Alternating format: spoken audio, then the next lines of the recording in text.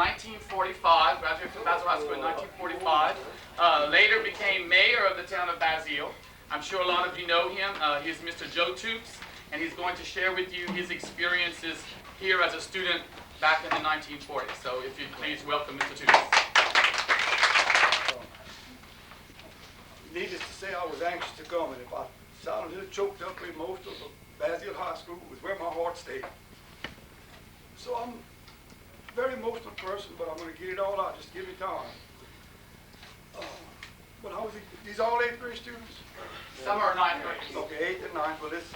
Well, I didn't like Basile High School very well until I was in 8th grade, and then that was high school.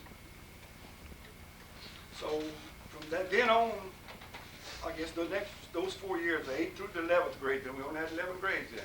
Now, some of you wish it was that way today. You could get out a little quicker, but you really don't. Because that's not one of the things that you're going to enjoy is getting out. You're going to enjoy your next 5 years, like this year and 4 more, probably more than anything you'll ever do. I did. And most people have.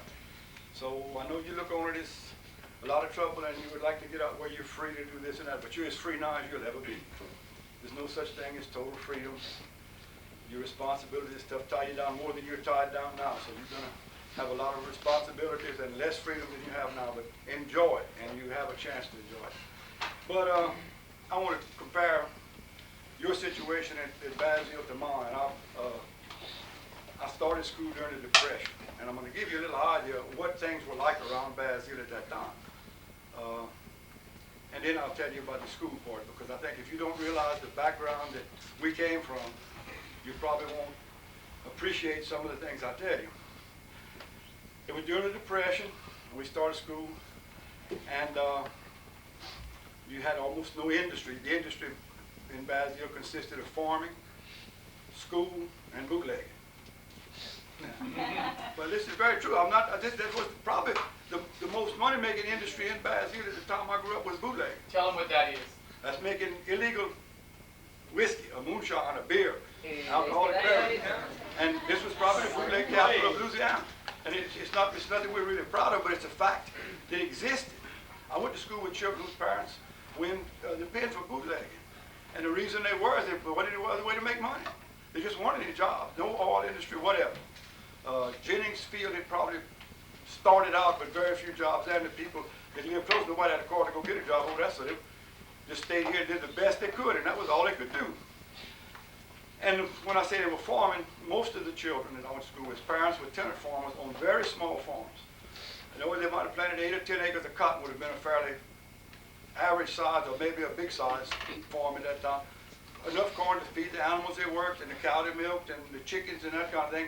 A few sweet potatoes that went to feed the family, and then a big garden, and a lot of peas and beans for the family to eat. They subsisted on what they grew. And the little bit of cotton they sold, they bought clothes and whatever else they could buy, which wasn't very much at the time.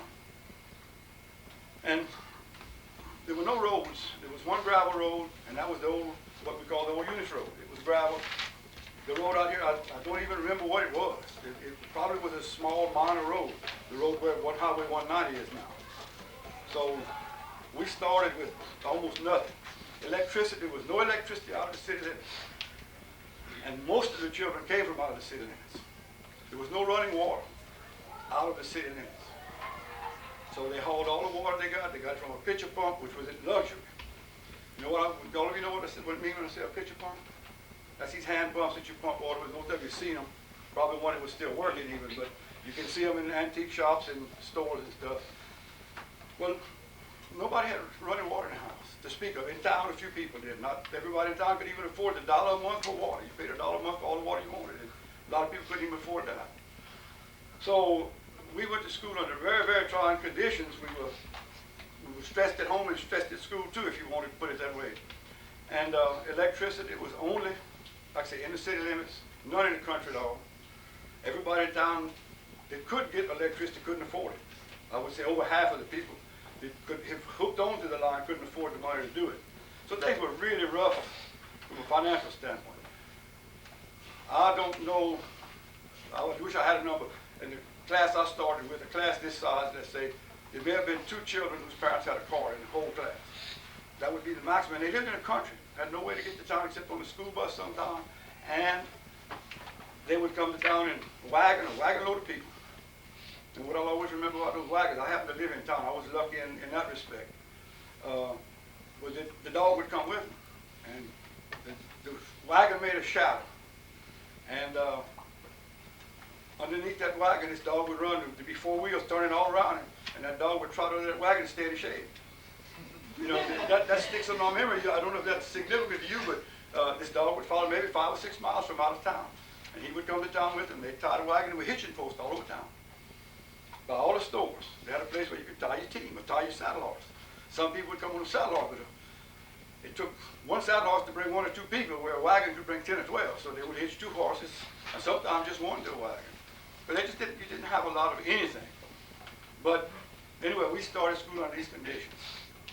And I would say roughly, when we entered the 1st grade, the class I started with, over half could not speak English at all. Now think about this. You go to school, if you can't speak English, you're really in trouble.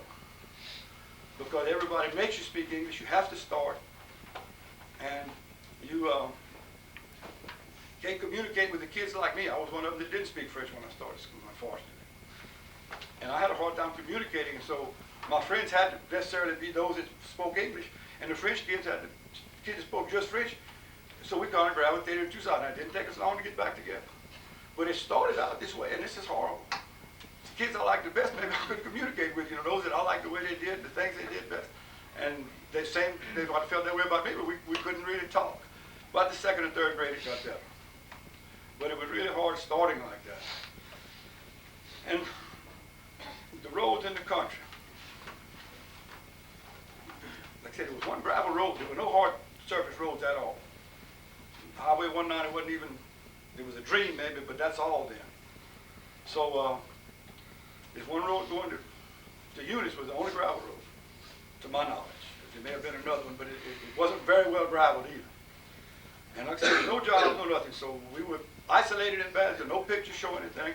Sometimes somebody bring a tin in for a month or so, and they'd have shows, and we'd get to go if we could scrape up the money. But it was no thing, so for amusement, we had all kind of creative toys. One is to get an old car tire and just roll it down the road. I enjoyed doing that. I rode miles. I'd like to know how many 100 miles I rolled tires down the road, because that's what we had to play. And now that sounds awful, but that's what we had. And some of them, the boys with more creative parents, my parents weren't here. They were on the seismograph when my grandmother raised me. But with the older brother or daddy, well, they would take the rim off of a small barrel. You've seen these little wooden barrels with the iron rims on them? Well, they would take one of those and they would fix them a stick. And you'd put it down and you'd start it rolling, and you'd take the stick and you'd push behind it. And some kids could roll them for miles and miles over rocks and everything. It wouldn't fall. And I wanted one of those so bad I could cry. But I didn't have anybody fix one for me. So finally, I got a few chickens and I traded a man for them. I traded 2 chickens for one of these, which was way too much for it, but I wanted one so bad it wouldn't have made any difference. Oh, 2 chickens. And I was always very interested in animals, and that's probably been the biggest part of my life is dealing with animals. But I raised chickens, and ducks, and geese right here in town, right on the road. It was really easy. And they went on the road, they ate rice, and fell out of the rice trucks and stuff. And when we were around school here, somebody fussed about your lunches. But let me tell you about your lunches. There weren't any lunches when I was in school. And children came to school with their lunch in a brown paper bag. And some of them even had lunch buckets. You know what a lunch bucket was then? Have all of you seen these half-gallon syrup cans? Where they get syrup by the half-gallon and they have a top that pries off? Well, that's what most people had for a lunch bucket. It wasn't one of these pretty buckets that you see today. A few people may have had those, but very few. So things were really tough. The school buses they rode were homemade. They were small. You couldn't stand up in one. And you sat on a wooden homemade bench that ran parallel to the way the truck ran. So you were sitting with your back to the window, looking in, and the kids in the middle were sitting there looking out. There were two seats in the middle and 2 on each side. And you had to almost crawl in them. There was no headroom at all. And they were very small. And they could only pick up children who lived more than a mile from school. The friend that I remember best on this is a friend named Rufus Green. They lived out here in what is known as Will's old house. don't know how to tell y'all it's exactly what house it is, but it's out past the old Aguilar house. I don't know if y'all know what that is. By the way, Aguilar was Aguilar when I was a kid. I don't know where it changed. Somewhere along the line they changed the pronunciation, but they were Aguilars then, not the Aguilars. I don't know why it changed, but it did. But anyway, that's the way it was. Rain or shine, and the school bus could not pick those kids up even during a heavy rain. I know you can't imagine that today, but they could. And they had to walk right at a mile in the rain. And a lot of children, the bus didn't leave the main road to go pick you up at your house. You met them on the main roads, and I know my first wife, now deceased, where they lived, they had to walk almost a mile to catch the bus. Because there was a good road going pretty close to the house, but that wasn't part of the route, and they couldn't go get him, and even during the rain. So her daddy had a rice truck, and they would pick him up in that when they could. Sometimes they couldn't. But it was really difficult to come to school. And then, like I say, it was kind of confusing because nobody could communicate with everybody else. You could communicate with some people, but pretty quick we got to it. We got to be real good friends, and nobody ever knew that some of us knew how to speak French. You could, except they would whip if you spoke French on the school ground. Cool. And now they want everybody to be able to, but this wasn't, I mean, that's not a joke. It would be a whipping. I'm not talking about they would punish you or fuss at you. When those people whipped you, they whipped you. And nobody said anything about it. You had a right to cry, but that's all the right you had. You couldn't complain. If you complained to your mom and dad, they'd whip you again. So anyway, this is the conditions we started under. And our teachers, most of them taught with a 2-year certificate. It was a lifetime certificate. They went to college for 2 years. They came back, some of them would be 18 years old, 19 years old. And they taught school, and most of them did a real good job. They were very dedicated. But if they had to know all the information in the world, they were in trouble because they hadn't had time to learn it. And they'd only had 11 years of high school. And in 2 years of college, and they would come back and they could teach forever on that certificate at that time. That's the way things were. And most of them were real good teachers, thank goodness, and very dedicated and worked real hard with us and got us, drove us up some kind of way, and most of us have been pretty happy people, and that's really what it's all about. They whipped us, some maybe to excess. I mean, teachers had a palate and used it. And I guess one of the teachers that taught me the most, probably whipped me the most. I'm not saying that that's the way to teach, but I had a teacher in 3rd grade, Miss Dale. She's a very pretty lady, and I was in love with her in the 1st grade, so I always loved her every time I saw her. But by the time I got to 3rd grade, I kind of hated her because she insisted that you know your multiplication tables through 12 times 12. Most of you don't learn them that far anymore. It's not really necessary, probably. But you memorize them through that. And she would say, Johnny, stand up, recite your multiplication tables backwards. Start at 8 times 8. And how many of you can tell me what 8 times 7 is in a hurry? You know, it's not always that easy. But we had to be able to do it, and she would call on you, and you started, and she might stop you and say, you take over where he left off, and you go. And if you didn't, she whipped you. She didn't discuss it. You didn't have an excuse. So, but we survived, and none of us have any scars, I don't believe. You know, but I don't think it was the right way to do it, but it worked for me because I did well in math the rest of my life. I guess she whipped me so much, it scared me so bad, but it helped. But we dug on in school, and we had real good teachers. Then things got a little bit better in Basile. They started the road out here, the highway. Some of the children's daddies got jobs, and some of them were hurt by working too hard because they had to work real hard because the job was too hard to get. So then the oil field business came in. That helped a lot. That gave people jobs that had never made any money to speak of before. Gave people a little bit of cash, and things got a little bit better. And by the time I got to the 8th grade, where y'all are now, things were getting pretty good. Finances were better. Things were better. I say they were getting pretty good. They really weren't that good because the Second World War was beginning at that time. We hadn't gotten into it quite yet, but it was beginning. They were drafting people and stuff. A lot of jobs around. So financially, the town did a little bit better from that standpoint, but it wasn't good because we had people leaving here right and left going to the Army that had no idea of ever leaving Basile. They were like me, they didn't want to go anywhere else. And so during the war, everything was rationed. The cars, you couldn't buy a car. And you couldn't buy much gasoline. You had to get stamps. You could only buy a certain amount. You could only buy a certain amount of sugar and coffee and those things, meat. All this was rationed. But that was when we were at our primary high school. And so we really got off during the war. We were young, and all the older boys were being drafted, some out of high school. Some were still in high school, even though we had 11th grade at 18 and 19 years old. But that wasn't all their fault. They had to work on farms instead of coming to school in the fall. So they might not get to school till December because they were picking cotton, shocking rice, thrashing rice and stuff. So naturally they wouldn't do very well at school. And like I say, it wasn't their fault that they were dumb. They just didn't have a chance to come to school because of economic reasons. And that's what I'm trying to explain to y'all, that economically, it made it much harder on kids at school because they had such bad economic times at home. Nothing to wear, not even good clothes to wear. Some kids were ashamed of their clothes. It was so bad. I've had kids, lucky I had enough money to buy an apple once in a while.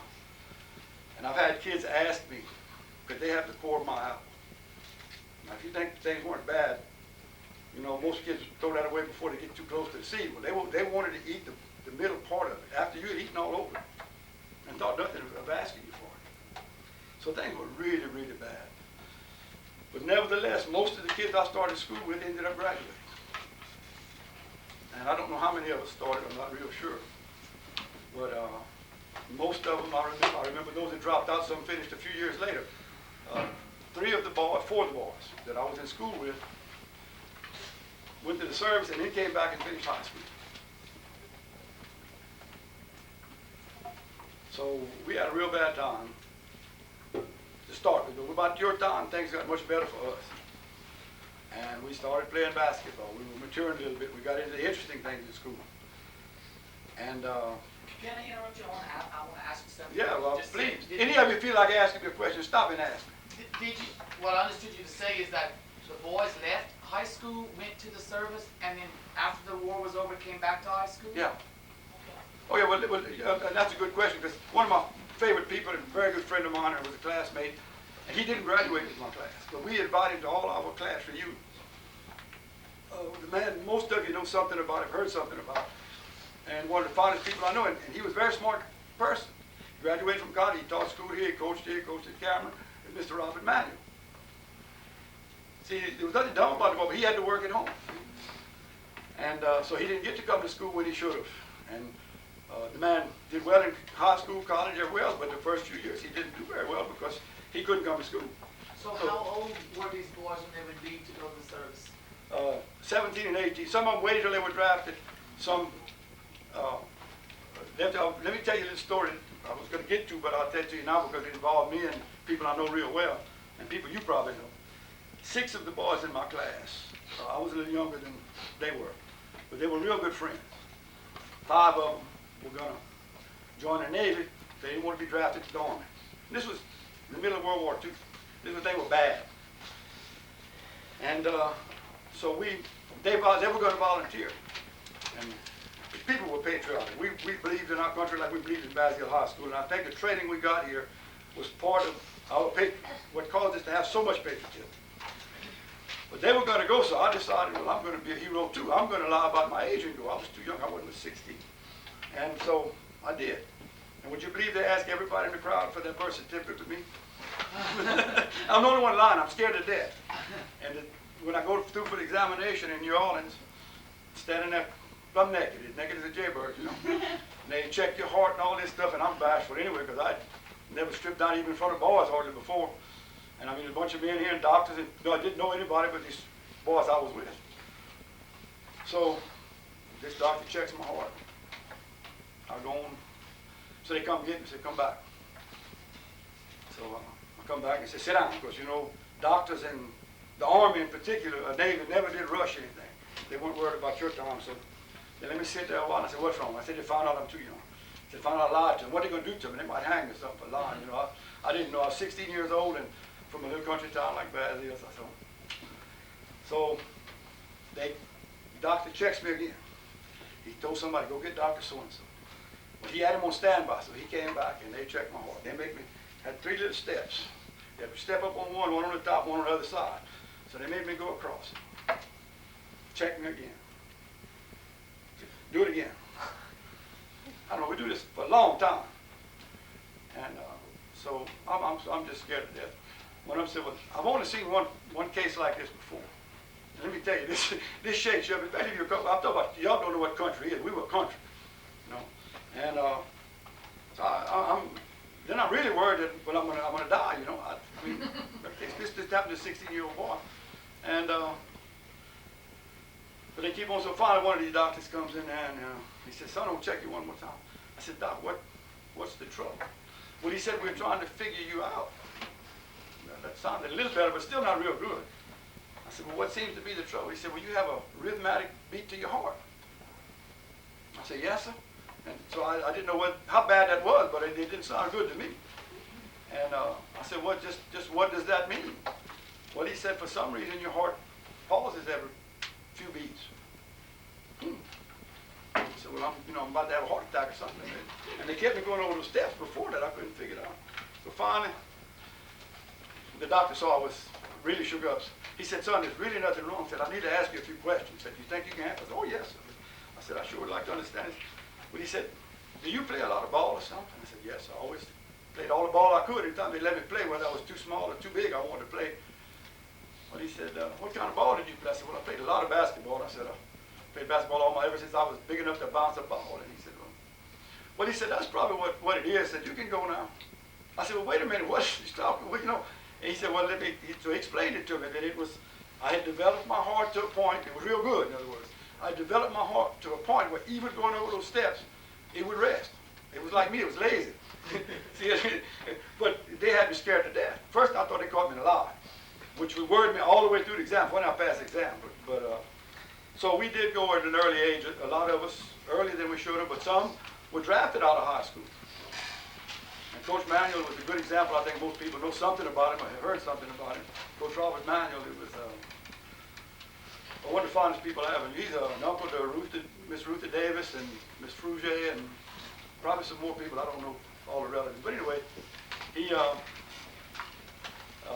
came back and went back to college, graduated, came back and taught and coached and did a super job in both as far as I know.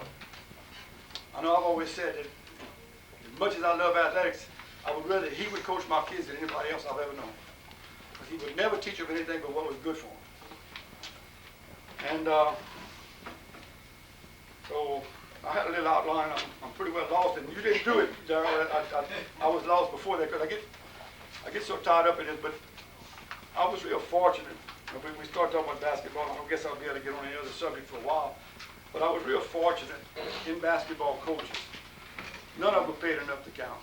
I had 4 different ones at different stages and at different times who really were dedicated and capable. The first one I had was Mr. Harry Aguilar. He taught me in the 6th and 7th grade, which was grammar school then. And he was, each one was totally different from the other. I guess he was the most disciplined man that I ever played for. He believed that you did everything when it was supposed to be done, if it was supposed to be done, and as it was supposed to be done, and he insisted on it. He didn't question it. He didn't give you a second chance either. You did it or else. And but he knew basketball. He played basketball in college and high school, and he was teaching us in the 6th and 7th grade, and we learned discipline, which is probably the number 1 requirement to have a good basketball team. You have to have discipline, and I'm not talking about the discipline that you think about in this army where they say left, right, you put a left and a right down. The discipline to wait and do the right thing when the time comes, not to try to rush what you're going to do. Do it when you can do it, not try to force things to happen. It's hard to do that. Sometimes you see that fellow dribbling at basketball, you say, well, I believe I can take it away from him. But if I don't take it away from him, he's going to go shoot a layup and he's going to give him 2 points. So you don't want to take it then. You have to have enough discipline to wait until you have a better chance of coming up with the ball than he does. That's the kind of discipline I'm talking about, and he taught us that. Also the other discipline too, because you listen to what he taught. And Son, I wish you'd put that down. I don't like to, I don't want to be a teacher, but it's interrupted me and you interrupted some of the other people. And whether they're interested in what I'm saying or not, I'd like to give them a chance to hear it. So, anyway, I learned my first things from him. In fundamentals, you learned it, you did it fundamentally right. And then I learned from Mr. Davis Ledoux, who probably, I guess, taught more and left more basketball in the school than anybody else that ever lived. He knew basketball, he taught it, and he used his own vehicle so the kids could stay after school and practice. In those days, we didn't have a transportation. Nobody had a car. So the country boys had to get home some way, and he would take them home. They would come on the bus in the morning, but he would take them home in his own vehicle at his own expense. And he knew basketball, fundamentals, and he had a team concept. You didn't play to see how many points you could make. He wouldn't even tell you how many points you made. And you better not ask him after the game was over. They didn't tell us how many points we made. And it wasn't supposed to be important to. And you better not let them think it was important to you, you were in trouble. But he taught us to win. And he taught us basic, fundamental basketball. And if young men know that, then anybody can coach them during a game. I can figure up strategies that work for the, most of you wearing Bull shirts, for the Chicago Bulls. I can figure up plays all night that every one of them will work. With people have that ability and have those fundamentals. But a Red Auerbach can't figure a play that'll work for people that don't know fundamentals. So you have to start with the basics, and they did that with us. We had the basics. Then Mr. Eldon Brunet coached us a little while, about a half a year. And he was a very dedicated man, a hard worker. He knew basketball pretty well. So he picked up where Mr. Ledoux left off, and we did real well. That was our beginning of our big winning era. And then when he left, he was the principal and coach too. Mr. Bolick took over as principal and coach. And Mr. Bolick knew very little basketball. He had never played enough to count, I don't think. But he was the smartest man ever coached basketball here. And he took over a bunch of young boys who had all the fundamentals, all the basic preparation. And he was smart enough to figure what we could do to win or not. And he did it. We won with very little talent. We were lucky we had 3 boys that could score, but not stars. But 3 boys that could score pretty well, which is unusual on a high school team. But I was the tallest man on the team. I was the heaviest man. You know, don't believe me, you think I'm lying, but I weighed 145 pounds. Probably soaking wet, but I was that small at one time. I was about the same height I am now. Winston Stockwell was the second tallest boy. He was just a little lighter than me. He was just a little shorter. And the rest of the boys were an inch or 2 shorter than we were. And, but we won more games probably any team Basile ever had. I don't know what the record was because they didn't tell us all that stuff. And the only way we knew how many points we scored after the ball game was if we remembered or somebody that kept score something told us. Went in the paper, we didn't have paper to put it in. And, but we won.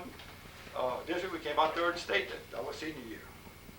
And that was playing with a very small team when you get to the state. And there were some 18-year-old boys that were still playing. And I was the oldest boy on the team, I was 60. So, but with his ability, we played a team in Pine Prairie. I don't know if y'all, Pine Prairie is no longer the power it was, but at that time, if you beat Pine Prairie, you'd beat the Bulls easy. The Bulls would have been easy to beat compared to what Pine Prairie was for high schools around here then. And we played them one time in Fenton in a tournament. And they beat us pretty bad. And Mr. Bowling learned enough in that one game.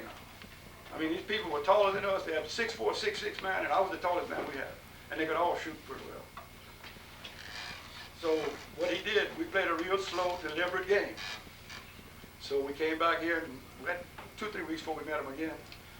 And he started what he called a floating zone, which is nobody's ever heard of it, I don't guess, unless it's a term they use today, but at that time it was. And all it was that we would play our real old slow, deliberate game, and then we would have a signal. And the next time we scored, after this signal was given, 2 men would fall back, to keep them throwing the ball all the way down the court. And then the other 3 men would guard the one man taking the ball in. We wouldn't even guard them when they took the ball in. Most teams just gave you that. But they picked you up at half court in a zone. So what we do, we'd have 3 men down there, and we had 2 pretty fast men back. Well, first of all, they'd stay out of bounds before we'd get the ball back, and they would give it to us. And so we had 3 men against 2 down there. They would score 2 points. Then they'd start all over again. And the first game we did that, and we scored about 12 points, which was a lot of points in those days. And this was just smart. This wasn't basketball. This was just smart. He realized that would throw him off. So a little psychology always works. And he had another thing he came up with that year. My stupidity was put on display because of it. He gave us a rub down before the game. And he used wintergreen and alcohol. I don't know if y'all are familiar with the odor of wintergreen. It's in a lot of the rub down compounds and stuff. But anyway, it smells to the high heaven. So just before the game, he'd rub us down with this. And we'd been winning. And we weren't supposed to be winning. We didn't have to. You see us walk out of the court and say, well, they can't beat anybody. You know? So we'd get out there and this morning, give us this rub down before the game. And these people would smell this and they said, boy, those boys have something they're doing we're not doing. You know? And it threw them off. And we beat people that we shouldn't even be on the court with.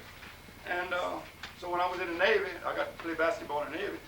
And I also learned to box in the Navy. And this boxer was from New York City. And he was a super boxer. And he was a masseur. He had worked in, that's where he made his living, was he worked in rub-down rooms, and he gave these people massages and stuff when they had bad muscles and all this. And he knew all there was to know about that kind of thing.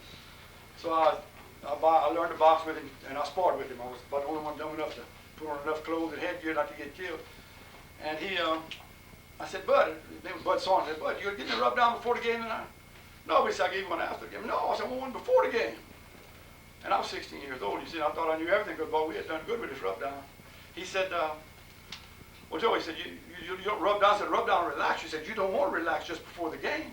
He said, I'll give you a rub down. Oh, I said, man, we used to do that. He said, what kind of dumb coach did you have? I said, well, we had a best winning record school's ever had. I said, he must have been pretty good. Well, he said, he didn't just say dumb, he used some other words too. And I couldn't even believe it, but it was right. But Mr. Bowley could use it for psychology. These people smelled us. And it didn't smell all that good, probably. The wintergreen's not a bad odor, but and they thought we had done something that prepared us that nobody else had. So that's the kind of people we had, and they were very dedicated. Mr. Bolick never received a penny for coaching. Mr. Brunet didn't either. Mr. Aguilar didn't either. Mr. Davis was paid maybe enough to pay for his gasoline 1 week out of the 4 weeks that he hauled kids home. And they enjoyed doing it. They did a good job. And they were real good coaches, all of them. And I learned something from each one down the line. I enjoyed playing basketball. And I give it. The point I'm trying to make with this basketball business is we had school. We had good school. We also had good athletics. And athletics always going to interfere with school. The school always interfered with athletics. But they were mingled and blended to where we got a lot out of both. We enjoyed our school, and yet we learned a lot too. No football team right at the time. No football team at the time at all. And so we, like I say, we had teachers that weren't that well educated, but they were very dedicated. And we really, I still have always said I was a teacher, so I feel free to say this. The dedication is probably more important than education than a teacher. A teacher who's dedicated to his work doesn't have to know everything in the world. He can still teach it. And I'll get back to Mr. Bolick again, because he is my idol. The man could teach anything. I thought he was a chemistry teacher. He taught me chemistry. When Mr. Brunet left, he taught me math. And come to find out, he was a business administration teacher. But he taught chemistry so well that when we went to college, chemistry was no problem. Now, one thing I want to do with Mr. Lejean is he has a lot of nerve to invite me here to speak to you. I probably was the world's worst English student. If I wasn't the worst, it was a bad one somewhere. I mean bad. And but we had some excellent English teachers. And Basile has always had good English teachers for some reason. But you can go back. We had a lady named Miss Davis, who was super, Miss Cox. And Miss Juliet McClellan, she was a Totten later on. And Miss Elford. and just people all the way down the line. We've had super English teachers here, and the reason I'm sure of that is you go look at the college records. English is not what kept Basile kids out of college. We've been very, very fortunate in that. And so math was another subject we always did fairly well. But since we got to talk about athletics, I'll tell you all the story that I don't understand why it played out in Basile. But from the time I can remember until in the early 50s, when we went to a track meet, we owned the 100-yard dash. I don't remember going to 3 track meets before 1955 or 60 that we didn't win the 100-yard dash. And one time the man fell down. Now, and I was 3rd fastest 100-yard dash man one time. Tell you how bad things were of a track. This road over here on the north side of the school was gravel. And they put the hurdles up on this gravel road. Now, they were running the low hurdles. And we had a fellow who was real fast. It would have been anybody else that started 100-yard dash man, but we had 2 men faster than him at the time. And he would jump in these hurdles, and he had a lead you wouldn't believe. I mean, so he couldn't stand it. And look, Davis to do, you ran, you didn't care what other people were, you ran hard as you could run, and when you got there, then you could stop and turn around and look. He wants you looking back at all. But this fella couldn't stand it. A real fond of it. He looks back, and he cuts a flip in this gravel. And I mean, when he got up, he was one skin from face, knees, all the way down. And he still finished 2nd in the race. Now, let me tell you, that's fast. And this was in a parish meet against Bill Platt High and Mama Wood. They were both much bigger schools than we were. But maybe we'll get some of these fast people back someday. But we haven't had real fast people since then. We've had some quick people and stuff, but we haven't had the real fast people. But our school has been a good school. And when I left here, I left part of my heart in it. I don't know where it is in this new building, but it's here somewhere. I could have found it in the old building. And the old gym was put up when I was in 4th grade or something, somewhere along in that time. And I always liked that old gym because I burned my eyes watching them welding. They were putting up the iron framework, and that was the prettiest light I ever saw until that night. And then somebody had enough sense to tell my grandmother to get some potatoes. I don't know how we found out, but she scraped some potatoes and put them in my eyes, and finally I went to sleep. But if you want misery, you let your eyes burn with that arc welding machine. They were welding, and I was watching them weld. I was learning. But I got to burn a little bit, but I still love the old gym, and I get a chill when I go in it. I still, and I love the school part. I hated to see the old building torn down. My happiest days, if I had to pick a series, would have been those days when I was in school from the 8th grade to the 11th. We didn't have a 12th grade yet. And I graduated in the service. I left before graduation time, and right after that, and unfortunately, I didn't get to come back for graduation. And so I did miss a real nice thing, but I thought I was doing the right thing, being patriotic. And I went and played basketball over there. I could have stayed here and played basketball. So I didn't do any fighting except a little bit around the basically where I shouldn't have been anyway, but I got a couple of fights, but no real combat. But I was willing, and so I went. And there were 6 of us that left at the same time, and all of us came back to Basile for a while, and some had to move to Lake Charles to make a living, but we all still felt the same way about Basile. I don't know what it is about it. It's a real easy town and school to criticize. Of course, criticize is the easiest thing in the world, you know. But can you find me a better one? I moved back to Basile by choice. I was working offshore, could have moved anywhere I wanted to, within South Louisiana, I guess you could say. And there was never any question. And my wife had a question, because I liked Basile so well, she wasn't sure it was a good place for me to move back to, and I had too many old friends and stuff. But it worked out real good. I'm glad I raised my children here. My grandchildren, quite a few being raised here, and I'm happy about that than almost anything else I can think of. I would much prefer they were raised here in Basile than any other place on earth. And I can criticize all your teachers, your administration, any part you want to, but I'd have a hard time finding better. And I think you're going to realize that someday. Now you don't believe that. I know I can tell you all I want to. You won't believe that. But you will realize one of these days that right now you're doing real well and you're being treated real well. And you're going to remember this. I hope most of you are lucky as I was that you get to move back to Basile and live and raise your family, because it's a wonderful place and a fine school. And anybody have any questions about anything? I'd be glad to answer any questions. I know some of the other people who spoke were telling us about the division of the school into two sides, like boys side, girls side. Oh, well, I was glad about that until it got a little later. Then, but by the time I wasn't, I liked the little girls, but I didn't want anybody to know that I liked them. And so I didn't. They were divided. The girls' side was on the south side. The boys' side was on the north side. And you didn't mix. And I mean, you didn't meet them halfway and start talking. And then I don't know when it changed, but it changed. What would have happened to you had you mixed? I mean, like, You'd have got whipped. You got whipped. And nobody discussed it. You got whipped. I mean, that was it. See, Mr. Swallow was the principal when I was small, and he was very strict. And the boys on one side, the girls on the other side, that was never a question. I thought every place in the world was like that. I didn't know it was different. And if you spoke French on the grounds, he whipped. He didn't discuss it. And I'm going to tell you about a good friend of mine. I won't name him, but he was one of the boys that didn't learn to speak English until after he started school, and he didn't do very well in school, and he was 4 or 5 years older than we were, but he was a small person. Of course, he could whip all of us because he was 4 or 5 years older than we were. But he got in a fight with another boy on the school grounds that was bigger than him and ahead of him in school, but probably close to his age or something. And Mr. Swallow separated him. He caught him. And he jerked them apart, and he butted their heads, and he jerked them apart. He was a bitty man, but he could handle them anyway.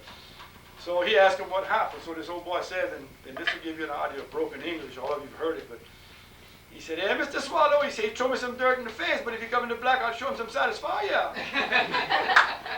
So what he meant was, he said he threw that dirt at me, but if he'll go where there's nobody can stop us, he said, "I'll show him some satisfaction." In other words, and this is a made-up joke. It's a good joke, but it wasn't made up. This actually happened. And the man's still living. He's still living in Basile. I won't call his name, but and he was just as sure of this as you can be. And but he got whipped anyway. That didn't help him. What about Rally Day? Tell us about Rally Day. Okay, well, I want to tell you about the Zephyr's activity, but I understand somebody told me other classes. I'll tell you both of those. I thought the best thing we had going, and I didn't realize that everybody didn't hear every conversation, but some of the other people I had planned, that was one of my plans. Yeah, but see, they haven't heard We had two societies in Basile. Now, we weren't high classes. People have sororities and stuff, right? We call it societies. But anyway, when you got into high school, you could volunteer, but if too many went one way, well, they would divide you up a little bit. But most of them could volunteer. You joined one society or the other. There was Zephyrs and Acatine. They're both Greek names, and I wish I could remember what they mean. But you can look it up in the book somewhere. Some of that time it's in the dictionary, and it'll tell you what they meant, and they were for those reasons. And we competed against each other in literary rallies, in plays, in basketball, softball, whatever. Athletic events, the girls and the boys. The girls competed against girls, boys against boys, but they didn't let us meet. And it was a wonderful thing. We were always competing. We were brought up competing. And even like the basketball team would be pretty well divided between the two societies, and it would make an interesting game. Now, I ended up a Zephyr, and most of the athletes were Acatines. But they had prettier girls on the Zephyr side, so that's the reason I chose it, I guess. Anyway, but then we won all the literary rallies and stuff, and they won most of the athletic events. But the thing I'll always remember, my freshman year, they would let me practice with them. I wasn't on the squad, but they let me practice with them when they didn't have enough to scrimmage. And I was always a person that could, I don't know whether to say dribble or drive, but anyway, I could drive the ball toward the goal and shoot and get a pretty good layup. And but at that time, they'd play on dirt court so long they didn't want you to dribble. Because dribbling was a good way to lose, because you hit a basketball on dirt court, you lost the ball, and that's a turnover. You know, so when we moved into the gym, the mentality was still, and these good coaches were thinking that way. And because it started that way, you know, so you wanted to move, you didn't want to move the ball that way. And there was one boy who started on the basketball team, was a Zephyr. And then the second team, there wasn't any. And then I was the next one in line. So he and I were the only two Zephyrs. So we had nobody else could even, you know, play basketball to speak of. And I still believe if Mr. Davis would do hadn't been refereeing, we'd have won. But that was my first experience with driving. We were losing so bad till I started, well, I'm going to do this. And it's about one of the better games I ever played. I scored 12, 14 points, which was a lot of points being in the kind of game we were playing. And the other fellow was Mr. Philip Frugier. Y'all know him, he's a dispatcher here now. And he was a big, strong man, and he could handle the backboard pretty good. So we ended up just about beating him. In fact, we were ahead of them till the end of the game. And they had 4 starters and 5 second teamers. The first 10 people, they had 9. And they're supposed to stomp us, and they don't because of this. But I was severely criticized because I dribbled. I'd catch an opening and I would drive to the goal, 2 dribbles and shoot the ball, and made 2 points. But that didn't do any good. I had broken the golden rule that you didn't dribble, you know. And in later years, that's what everybody wants to do now. I'd hate to tell that to Michael Jordan, that you can't drive, you know. And I wasn't Michael Jordan, don't misunderstand me. But it was a wonderful experience at this school. And like I say, everybody, all the teachers and coaches tried. They weren't all perfect.